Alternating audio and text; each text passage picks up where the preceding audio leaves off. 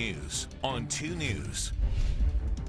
Welcome to 2 News this morning at 6 o'clock as we continue our coverage of that devastating fire downtown Salt Lake City.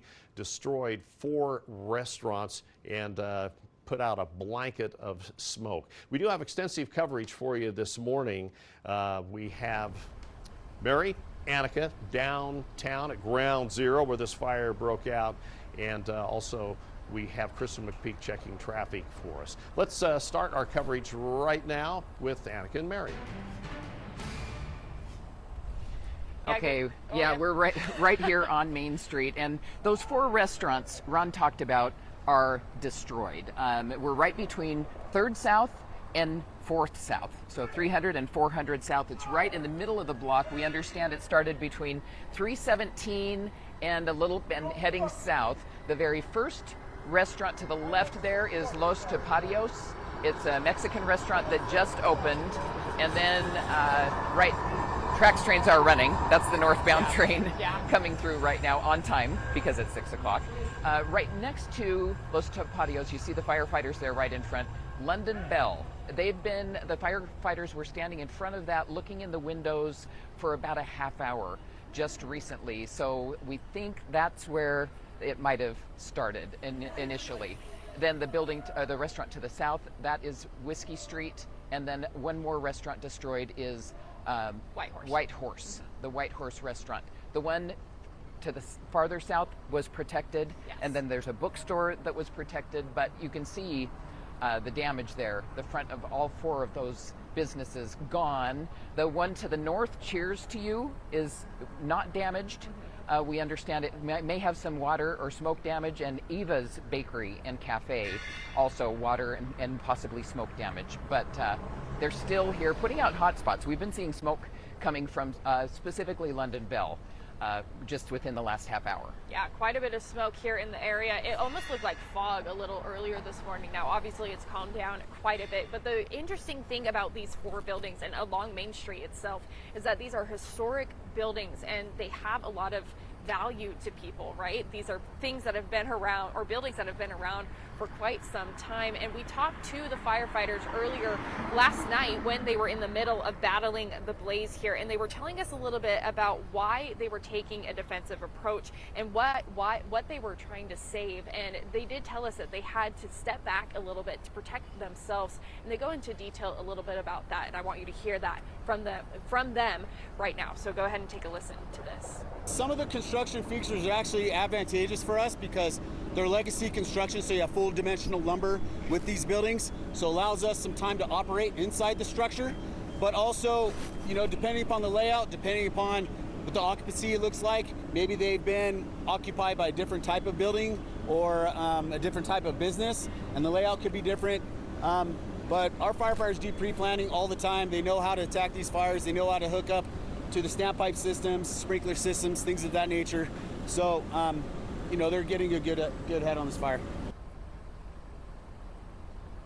Yeah, you heard it right there. As devastating as it is to lose these buildings, it was way more important to protect the lives of the firefighters and obviously those who own the businesses who were there when this took place. It was obviously a very busy part of town, so there were people all over. There were workers inside, and I know David Ochoa was here live last night through the 10 o'clock coverage and into the evening, and he talked to one of the workers who said they tried to put the fire out with a wet towel, and that it had spread up into the ceiling. We don't know which restaurant that was. I'm not positive which one it was, but there were crowds down here when it all broke out, and to end up with 4 of those restaurants they're gone.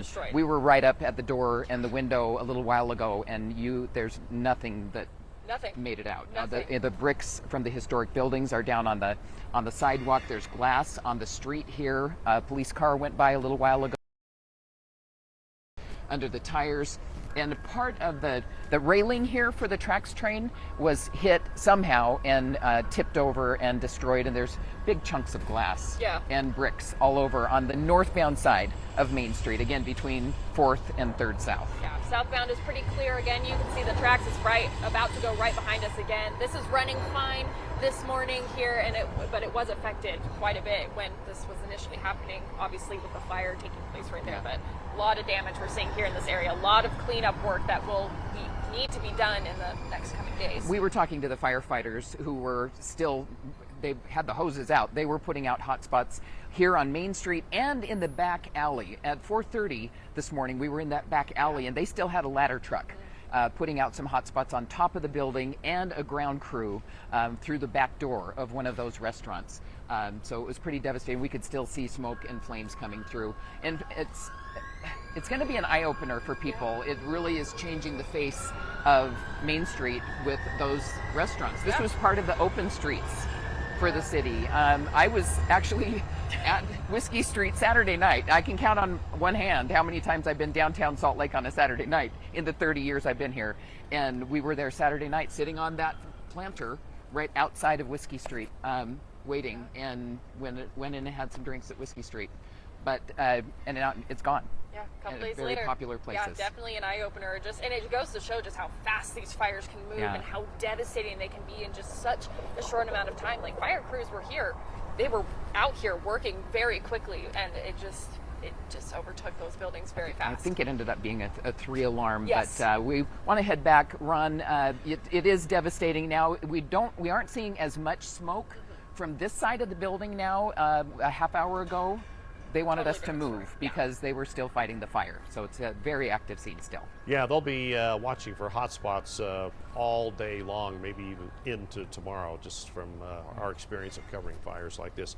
Thank you very much. We'll get back with you in just a few minutes, 6 minutes after 6 right now.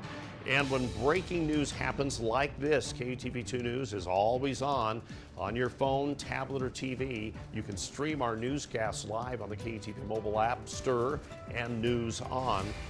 Download them free from the Apple Store or Google Play.